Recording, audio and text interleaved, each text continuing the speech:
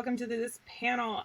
My name is T. Caires, they, them pronouns, and I am the COO and co-founder of Snowbright Studios, a game studio that is working to make digital and analog game experiences that are heartwarming and fun for the whole family to enjoy. And I am joined today by some fantastic panelists to talk about conflict resolution and gaming and what different approaches we can use when looking at that kind of common workflow for games. So I'm going to go ahead and let them introduce themselves. I'm going to go ahead and start with Paul. Hi, everybody. I am Paul Darvasi. I'm the CEO of Goldbug Interactive.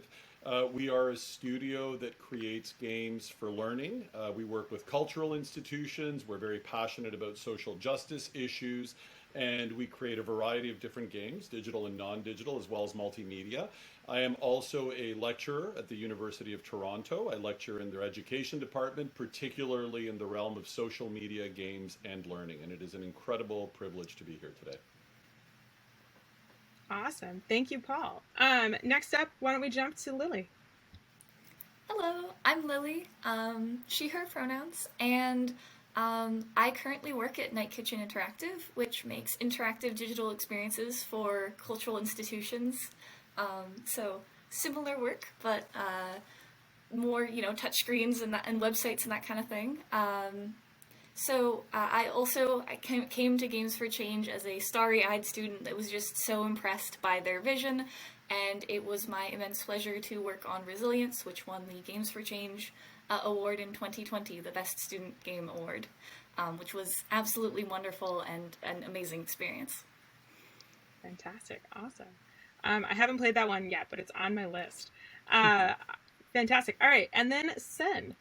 Hi there, my name is Sen-Foong Lim. I use he, him pronouns. I'm a professor of developmental psychology in London, Ontario, Canada, and a game designer in terms of role-playing games, card and board. I work on lots of intellectual property games and have bunches of games under my belt. So, I'm also, I guess I should say that I'm a licensed conflict resolution professional. So that's partly why I'm here in some ways. Yeah. Yes, we have the professional on the board today on the panel. Fantastic. Well, I wanted to start us off with just some quick definitions of stuff, because one of the things that we're going to talk about a lot is conflict and conflict resolution, specifically in the realm of games. So first off, I wanted to just jump into what does it mean to have conflict in a game? What is conflict when we talk about it from both a maybe dictionary definition and then also kind of like a typical game definition. So I think we should maybe start off with Sen with that one, considering. Well, I mean, so if we think about conflict from what I do in terms of crisis resolution and de-escalation, crisis really, in the long run, is just behavior that is not typical. That's how we define it clinically. It's untypical behavior that leads to an escalation in behavior. Of what type of behavior, it doesn't actually kind of matter, except when you're starting to talk about, violence and aggression, things like that. In terms of gaming, oftentimes when we think about role-playing games, we talk about uncertainty more than conflict. We talk about the idea that we are going to tell a story, have a narrative, share that narrative with each other, co-create a world, and at some point, to make it fun, the outcomes are uncertain, and we need a resolution mechanic for that. And so, for a lot of role-playing games, conflict, like in the dragon game in Dungeons and Dragons, it's like slay a dragon, swing a sword, as we had kind of put in our little blurb in the beginning.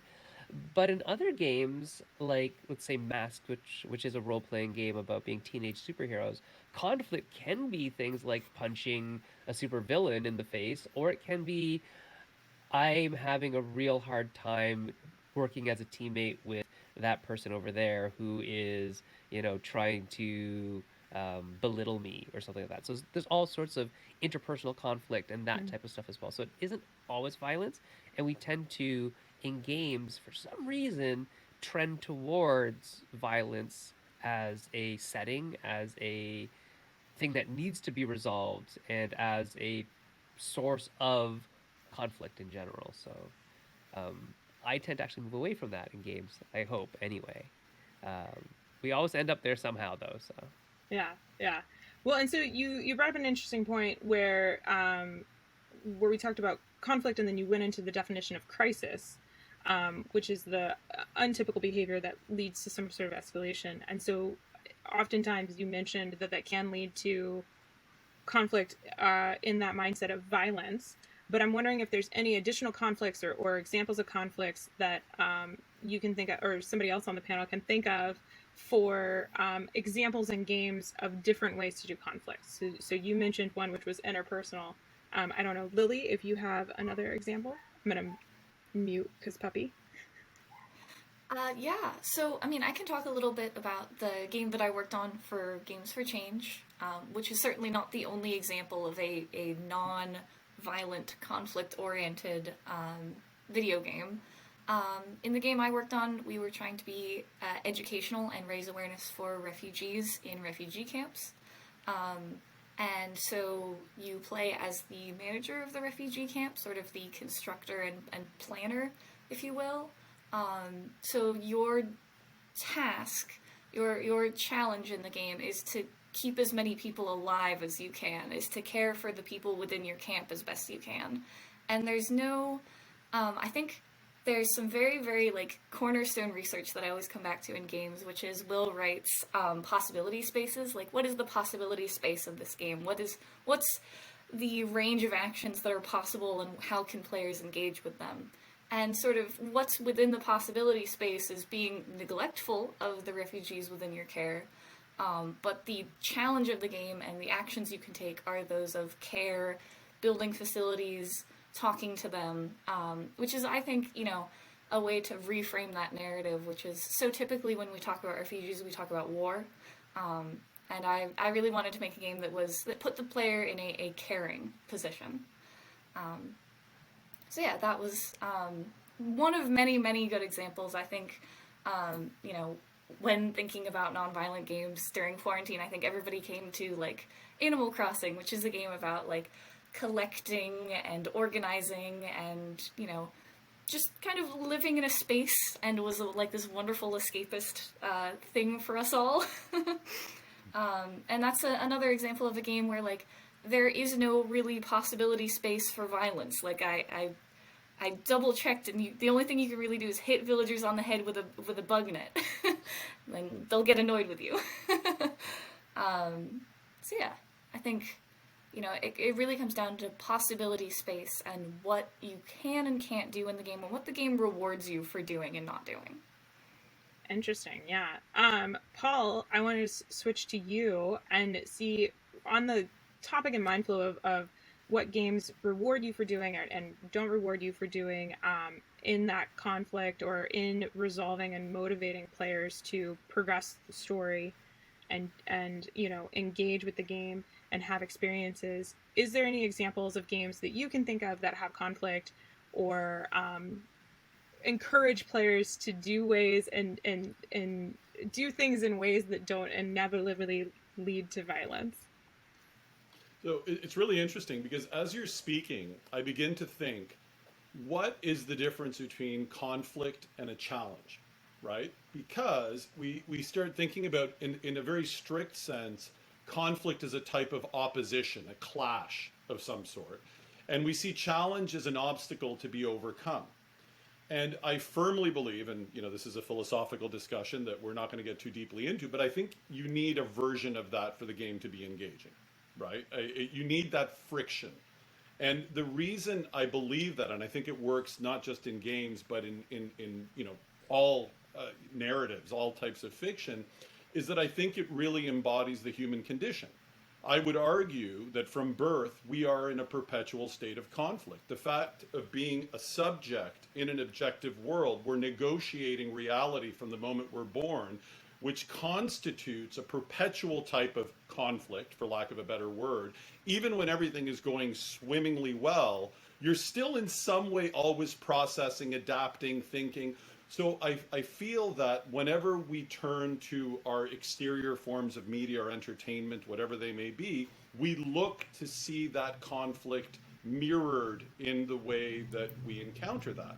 So if then we move that into the game space, I would say that I would like to merge the idea of conflict and challenge, because I think there are games that you can't necessarily strictly say it's a conflict, right? For example, like the game that Lily just described, but there are challenges that you would like to overcome along the way. So I think of, for example, Portal 2, an example where you're essentially solving spatial puzzles, and often not, there are elements that, there are lasers that could be very damaging to you, so there are elements of violence there, but essentially that puzzle solving mechanism is a form of nonviolent resolution. You are confronted with a conundrum or a spatial puzzle, and by working through whatever the sequence of events to resolve that puzzle, you have overcome it in a nonviolent way. That's a great example. Portal is, the whole series is a fantastic example, I feel, of some interesting challenges and conflicts that the player has with the computer system, and the whole cake situation, and how it can be nonviolent, built into the game mechanisms, which actually brings us to one of a really interesting thought that we had previously before we started recording the panel, where you think about challenges and mechanisms that games use to track a player's success. So one of the examples that is very common is hit points, right? And a player has to whittle down a villain or some challenge's hit points to succeed in whatever challenge or conflict that they're currently working on. But from a mechanism standpoint within the game, that's just theme applied on top of a mechanism. You have a counter and you're counting down until you hit a thing. I'm really curious if there's examples of similar ways that you can have the mechanisms in the game are the same, but maybe the theme being applied on top of it is inherently nonviolent from the start. Portal with the puzzle solutions is more of a puzzling game, so it's not quite the same mechanisms, but I'm wondering if anybody has any examples of games that do kind of a similar thing where if we just change the theme from a mechanism standpoint, it is, the same as bashing with a sword. So I'm just leaving that one open for anybody to jump in and answer on that one if anybody has one. Sure. I mean, just real simple. Grift Plans, which is a deck building game, has a physical combat and a social combat mechanism that are literally the same, except they're reframed. Where in one you're like, I beat up that mutant monster in outer space, and the other one is like, I cajoled or bullied or was sly enough to get this person to agree to not attack me or to give me what I needed or something like that. But the deck building mechanism and the mechanism of conflict is literally just counting down points until somebody's resolve breaks or whatever. Yeah. Yeah, that's a good point, actually. And you mentioned Dungeons and Dragons earlier. I believe the when you have an encounter and you're trying to convince somebody or bribe somebody, it's a very similar thing. You're rolling the same dice stats as you would for fighting. You're just not adding, hit points and things like that. So yeah. Yeah, there's usually no hit points. It's usually like a check against a skill or a DC level, like a challenge level, and your statistic of charisma or something. Yeah, right? I think in tabletop games that kind of is a bit more obvious because the player has to physically do the things and do the maths to reach those outcomes. With digital games, the creator and designer can obscure that, can obscure those mechanisms and essentially the countdown and things like that. I'm wondering if Lily, if you know or can think of any digital games that have a similar thing where it's literally just theme being applied on top of a mechanism, and it's the theme that changes. I mean, I think somebody mentioned Undertale when we were preparing for this panel, which is where my mind always goes, of like a game that implements, it has this peaceful path you can go on, and it has the violent path you can go on, and in many cases you're playing similar games, but there's like maybe I think there's added layers of challenge. I haven't gotten that far in Undertale. I'm a bad game designer, I know. No spoilers, I guess. No, it's been like 4 years. It's been more than that. So spoilers are fine. But like, yeah, no, I think that's a really cool system that they had in Undertale to sort of allow you to challenge an enemy, either non-violently or violently, and sort of get similar, make progress through similar mechanics. I also go to Dishonored, which is another excellent game, but that one's not entirely the same. In that game, the non-violent path is actually much harder than the violent path, because the resource that you're given, like the sleep darts, and the takedowns that you have to do, are a lot of times much, much trickier to execute.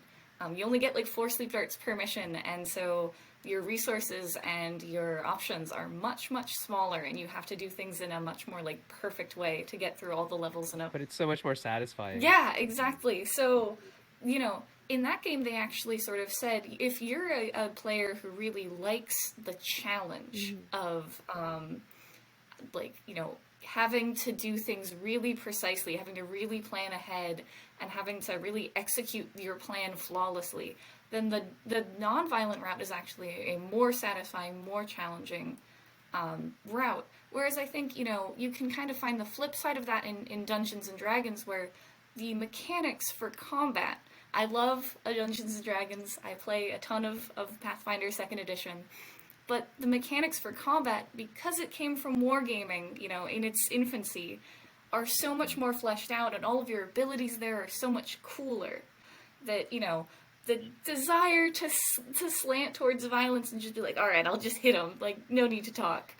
So you can use your cool stuff is much more present there, whereas I think Dishonored flips that script and says, here's the difficult route. It's, the non-violent route, it's much harder. But you can find a more satisfying mechanical sort of, thrill from that. Yeah. And Paul, I think you have a point on this one as well. Yeah, it's a really good question, in the sense of how do you reskin a mechanic to achieve almost these opposite sort of non-violent and violent ends. And one occurred to me now, going back to Portal 2, where you are using a gun. So you are fundamentally using a shooting mechanic that has the benign effect of creating portals in Portal, but then of course there's the bullet version where things are not so benign. The other one that occurred to me as well are the branching dialogues that you use in games, where you can make choices in the dialogue. And I think that there are options which can lead to pacifistic negotiation and non-violent resolution through choosing a path, or even within all the options.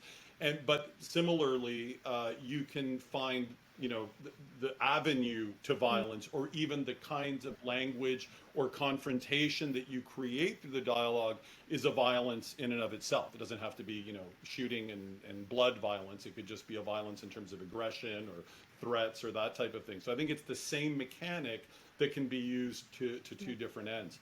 And it made me think very quickly, just to add this one point, there's a really wonderful game that I think won some kind of an award at Games for Change about 4 or 5 years ago, called 1979 Revolution Black Friday, which takes place in the Iranian Revolution.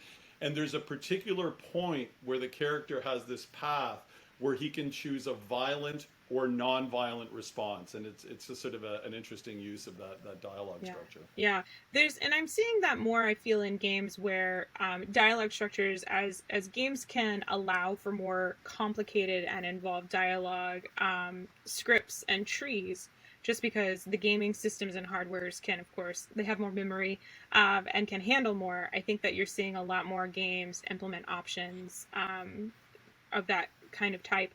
And you brought up a really good point, where not all violence has to be a physical action of like shooting a gun or doing a thing. And so I want to kind of loop back and do a quick definition of violence, which I'm just going to do it. I Googled this when we were preparing for this panel, and the definition, the dictionary definition of violence is an intent to cause injury or harm.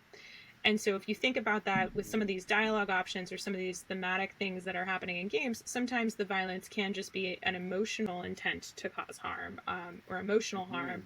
It doesn't always have to necessarily just be straight to weapons, or physical violence. So the point that you brought up, Paul, with the dialogue can cause harm as well is a great point. Yeah. Which actually jumps me to a question that I've had that I want to ask for Sen. So you have an extensive portfolio as a game designer and developer for tabletop games.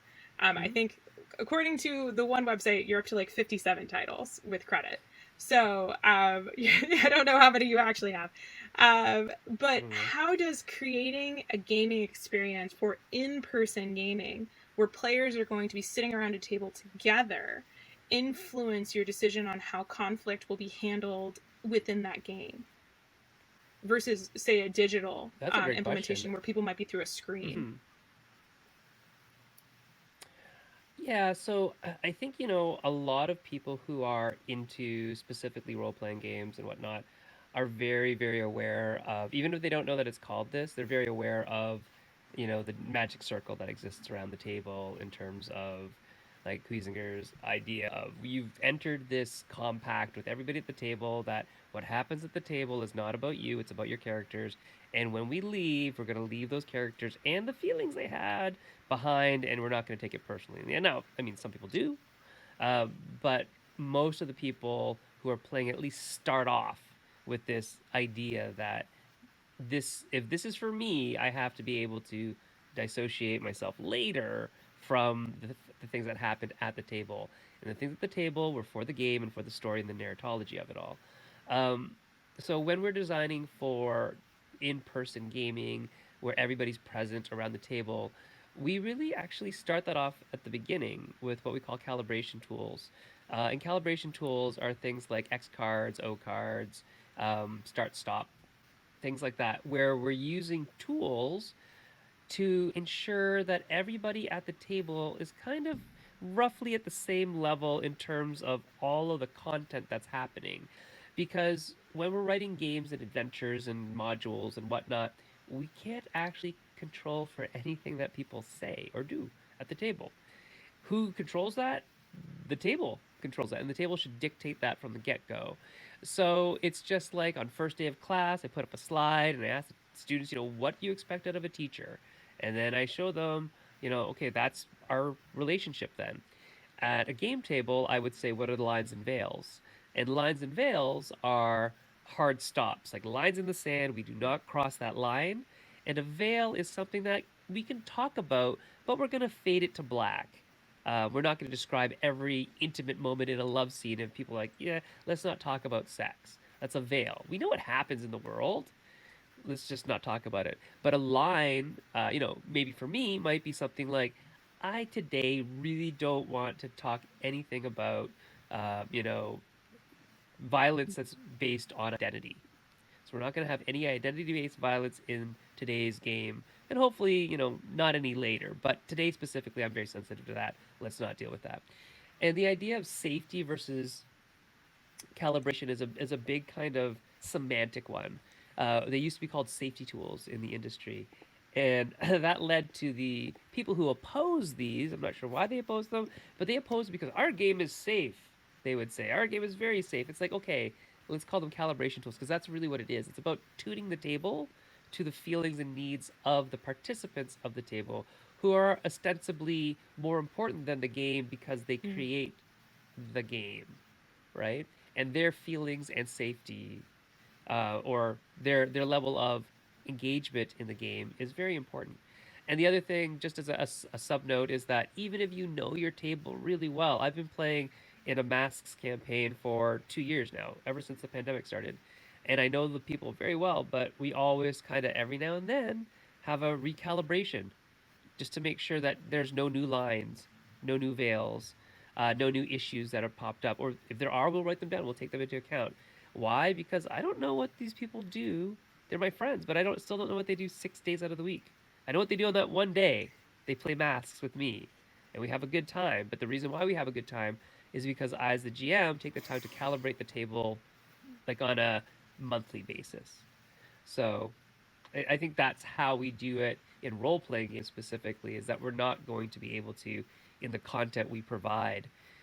We do Mm. provide content warnings about what you're about to engage with involves blah blah blah. Here are ways to tone it up or tone it down. You know, and there are only so many things you can assume, right? When I made a game and the game was about well, very similar to what Lily was talking about. We made a game about um, basically kids in cages, right? Like what's happening at the borders right now, what's happening. And we made a game about it called Ties That Bind. And if you just read the title, you have no idea what it's about. You don't have any idea what resistance is about. It's about resistance. Okay, but what is that? And so we have to put content warnings on the topic so that when people engage with it, they're not like literally kicked in the face by this thing that they don't want to deal with. So that's on us as game designers, and as a lecturer or professor, also on us. We have to talk about that before class if something's about to come up. We give those warnings not so students can disengage. No, we want them to engage, but we want Mm. them to engage on their terms and in a way that is safe for them. And I'll talk to my students about, okay, I understand this is something that you've gone through. We're going to have to talk about it. There's going to be tests about it. You're going to have to do that to pass. Can you do that? And how are you going to do that? How are you going to prepare for that? You know, with counseling before or after? Are your meds Yeah. up to date? All these things. And so we do have a Lots lot of of discussion. responsibility, I Yeah, think, yeah. of putting And with the media out there into the physical world. realm, Yeah. the analog games where you're designing and crafting that experience as a role playing GM, or with there's a GM, you have a little bit more room for the players to be able to discuss amongst themselves, Yeah. to make sure the experience is what they want to experience, or at least nothing that they don't want to experience is there. Um, so I'm curious with Paul, you have a lot of experience, and you've actually written reports for the United Nations on games and conflict resolution, and I'm assuming that those were focused primarily on digital implementations. So in Mhm. I mean, one of the most popular games is, of course, Call of Duty, which is a very large international conflict series, and it's very violent heavy. And the main challenge of that game is to usually just get across the map without dying. So that's like one extreme, I think, of an example. But are there alternatives to that kind of game in the digital realm where we can build in the experience? So if the creator isn't there to physically have the conversation with the player, right, and adjust accordingly, how can the game be designed, or be started to design, or add in things so that those the design approach and whatnot doesn't inherently start with a violent or a hard Mhm. topic, or something like that, a darker tone. Mhm. Yeah, that's really fascinating. So the work that I've done with UNESCO related to peace education and conflict resolution has largely, almost entirely, looked at how do we leverage digital games, and I'll talk about a few, in order to develop conflict resolution studies for the play, or conflict resolution strategies for the players, and how do we promote peace education rather than in the Mm. game itself. And there's that division, right? Like the conflict and the resolution going on within the game, within the world of the game, or what's going on with the players outside the game, like in a game of Dungeons and Dragons or World of Warcraft, where you have a multiplayer experience. So on one level, one of the games that I wrote about for a report that I wrote for them is called This War of Mine, and it's sort of the antidote to Call of Duty, in that you don't spend time with the victims, right? So this is a non-combatant view of being in a war zone, and what the survivors have to deal with is scavenging and making very difficult ethical decisions. And even in that, sort of when you are essentially the victims of what is going on in your violent environment, you are still put into situations which I would argue are forcing a type of violence on you. So, for example, a mother and child come to the door of your house and they ask for refuge. And you know that if you let them in, you don't even have the resources to feed the survivors that are already in the home. And then, everybody's going to have to suffer. So it's one of these really tough ethical decisions where do you just send the mom and kid packing because you know that you just don't have the resources to sustain them, or do you invite them in at the expense of everybody else who's already there? And there's no good decision, right? There's no right or wrong. It's just having to make a hard decision. And the beauty of that from an educational perspective is that's the reality of war, right? You're left with situations that are so complex that it's very difficult for those of us that have enjoyed peace most of our life don't understand, because we tend to look at things sort of in a black and white sort of realm. And what you're pointing to, which I find really fascinating, are the kind of structural violences that are baked into games that often are invisible to the players, that are reinforcing a type of violence, a certain type of ideology invisibly in the game. So classic world conquest game like Civilization, right? Or Risk, or something like that, where you're having fun, rolling dice, taking over territories, but you are reinforcing a worldview, right? You are reinforcing a worldview of it's okay to take territories if you need resources, that violence and an authority is the answer to a situation of scarcity. And there's what it does is, in some ways, they reinforce some of the worst parts of humanity and some of the worst historical events of the last 500 years. And we've become so used to them that we don't typically question them when we play. And so it's really important from the game design world that we increasingly, not just at the content level, but at the formal level, to start designing structures that represent the world we'd like to see. And I think, and which negates some of the violence, which doesn't always seem like violence on the surface, but to your definition, it's a form of behavior that ultimately does cause and there's injury. been some pushback recently in the tabletop space, I know for sure, and I've seen this as well in the indie digital game space, where a lot of those older games where the abstraction of gaining territories and doing colonialism and that kind of stuff has sort of been rejected. Games that were really popular and everybody was like, oh, that was really great. Puerto Rico is a great example of this. You're gaining territory and resources, and one of the cubes that you can leverage in the game are actually slaves. And so recently in the tabletop gaming world, people have sort of rejected Puerto Rico because they don't want to play with that abstraction of that, just really not great time in history. Which you brought up a great point, Paul, with like teaching or having game designers think about it and having game development processes change. And so I want to jump to Lily. So you talked about in Resilience how you explored the lives of the refugee camps and you approached conflict and the challenges in that game a little differently. So how can game design students and teachers and just people that are designing games, how can they shift and think about moving away from those classic paradigms that we kind of already have built in, when we think about, conflict means fighting, right? Is there any tools or things that people can think about to kind of get out of that headspace?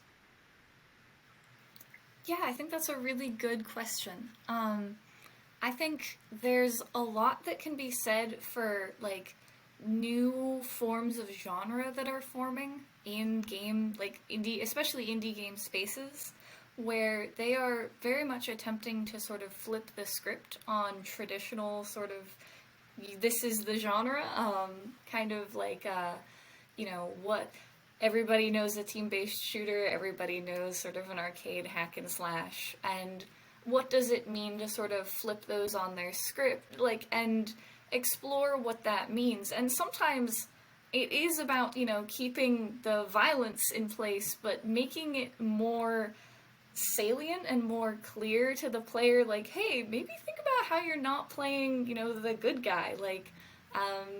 My partner really enjoys an RTS, and I'm going to blank on the name of it because that's just the nature of these things. But, a real-time strategy game, you're fighting, you're committing war. It's called Sea Salt, I got it.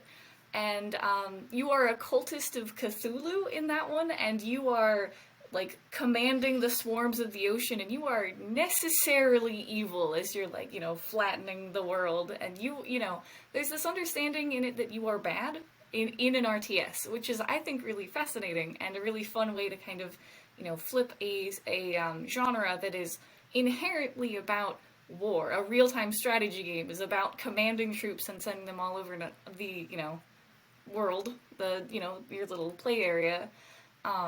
And I think that's a really fun way of making super duper clear to the player, yeah, this is violence. You are partaking in it. You know you're bad though. I really enjoy that, but I also really enjoy how newer games are also redefining genre in that they are redefining what the conflict itself even is. So one of my favorite indie darlings, Celeste, makes the conflict internal, but also it externalizes it in the form of this mountain that you are climbing and you are struggling against. That game is brutally hard, but there's nothing violent about the difficulty. Certainly you can fall off platforms and die, but that's an abstraction, and there's nothing inherently violent about that struggle. That is a self-struggle of achievement and overcoming. And I think that's really beautiful, and a lot more games, I think, Journey started this sort of beautiful genre of this is about self-discovery, and this is about, you can have wickedly hard platforming, but there doesn't have to be any sort of violence as part of it. Yeah, there's a lot of, like you said, in the indie game space especially, there's a lot of games that have a lot of interesting different challenges and conflicts that you're looking at. One game, Unpacking, I love that game. And you're just unpacking boxes and putting them in the house, and there's no, as a player, you have no direct challenge. You're oh, I want to put the toilet paper here, but it won't let me because it won't fit. That's the most challenge you're gonna have, really. But the story being told does tell a story of conflict and resolution, and you see the evolution of your character. It's kind of an interesting behind the scenes game almost, which is really interesting. But I wanted to jump to Sen, and I wanted to talk about games that can look at conflict from a different way, where you can do things in the mechanisms of the game to force conflict that doesn't have to be resolved violently. So specifically taking resources, or having players block one another, or having the game withhold something, or something like that. Any of those kind of mechanisms that can be used to cause conflict that the players have to resolve. So yeah. Right. And I guess it depends on whether or not That's a those great systems point, yeah. actually allow resolution. There's a lot of games in the board game space that are basically what we would term multiplayer solitaire, with the exception of resource scarcity, where it's I can take that thing and now you can't have it, but I'm not doing it maliciously. It's not a take that game where I don't benefit from that other than you not benefiting from it, but I'm actually taking it because I needed to build this thing that gets me points, so it was obviously the best move for me. And so there are lots and lots of games like that in the, specifically in the Eurogaming space, where the conflict is literally, can I get to that thing before you? And it is all based on what Paul was talking about before, a scarcity mindset. We have a very specific mechanism called worker placement, where that is at the heart and soul of worker placement. Is there are 3 spots where you can do things. There are 4 players. Somebody's not going to get their person on that spot, right? What's going to happen? And what if somebody decides to do something else with their character, and now the other person now can get on that spot? Did they let them do that? Did they want them to do that? Or, so there's all these kind of decision making points that go on in your head. But if I do this, then they get to do that. I don't want them to do that. And it is managing conflict, but in a way that is very, very abstract, super abstracted, to the point where you don't feel necessarily like you're doing a bad. And I really like what Lily talked about when you were talking about, oh, that you're the bad guy. And I think that's part of the problem with a lot of games, is that you aren't really explicitly told you are, when you literally are. You're doing the evil. That 4X conflict stuff, you're actually exploiting a territory. You're doing the thing that we don't necessarily think is a great thing anymore. But the games don't really, going back to what Paul said, really reflect necessarily what we are hoping for in a lot of ways. There's not a lot of there are, but they're very far and few between in terms of like games that are hopeful about the future and reflecting or projecting what we hope to come. A lot of it really reflects on our past and reflects on how the world was, and therefore, by reflecting it, as Paul said, reinforces it. And the mechanisms that we choose to codify all that into and abstract that all that into in terms of like worker placement or oppositional dice rolling for conflict or resource management, and I have to collect these things to buy this thing, but if I collect these things that means you can't collect them, now we're in conflict. um, what are all these things actually reinforcing, which is a very interesting point of what Paul was bringing up. Now I think the one of the key things, like in a game that is like super popular like Catan, negotiation, like open table negotiation, is one of the ways that we do conflict management resolution in nonviolent forms at a tabletop game. It's like, I need wood. Do you have sheep? Mm. And wood for sheep is a saying because it often happens where we make these trades. And I think that there are a lot of games that sort of get away from that because that is a very gray area that can be gamed and doesn't make for a perfect experience every time. And a lot of people coming out of the box want the game to produce a similar experience all of the time, which is not necessarily a bad thing. But it also then limits the amount of time people are going to be able to tell their own stories or do negotiation or anything like that, because some of those can be like literally game breaking. Like if T and I were best friends and we were playing a game and we decided to collude through negotiation, we could ruin the game for Paul and Lily, who might not know each other, right? So there's all sorts of things there at the tabletop that are slightly different because you're in person and you can do those types of things. Now, that doesn't mean you can't do it in digital games. Obviously, we're speaking digitally right now. We could do something like that.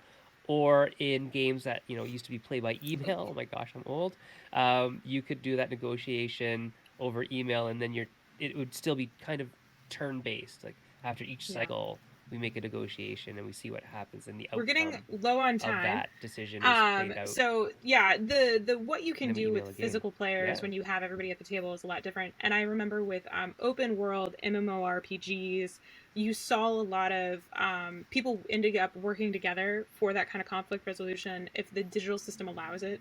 And I did want to. We talked earlier about dialogue scripts and how different paths through the dialogues can have you resolving things non-violently or potentially violently just by intention to cause harm. So I feel like digital games, you can sort of, if you have if the dialogue system exists when it's a one player game, you can kind of work some of those negotiation things in.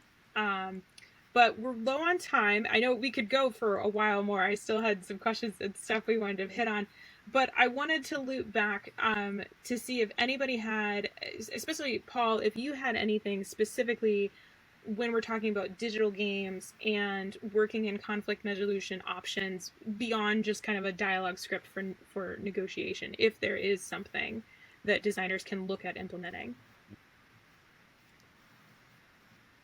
Yeah, well, I don't know if it's design, but one thing that does occur to me is the option to be preventative, right? To avoid conflict. So I haven't had the pleasure to play Elden Ring yet, but I have read a lot about it, and I suspect Lily's played because she's mentioned it. So one of the things about it is that you can avoid the difficult boss fights to go to other boss fights, right? So similarly, that's probably substituting one form of violence for another in that particular example, but avoiding conflict, not putting yourself, if the digital game allows you to not get into a boss fight and instead, like in World of Warcraft, where you're going to go gather flowers and raise your experience points that way, rather than getting into direct conflict, the game allows for a path, a non-conflict path or a non-violent path to be taken. So it's almost a preventative approach where you just avoid conflict and take sort of a route that would Yeah, that would yeah. allow you There's to so many not solutions. be There's so many involved in that. ways. of doing it, and offering alternative paths. Or even, I played a game recently where if you chose the more violent path, the game just killed you. Like, it was like, oh, you want to fight us? You're dead now. So that can be one way to do it. We're out of time with that. Thank you so much, everyone, for helping and being on this panel. This was a fantastic conversation. Thank you, Paul, Lily, and Sen for coming on.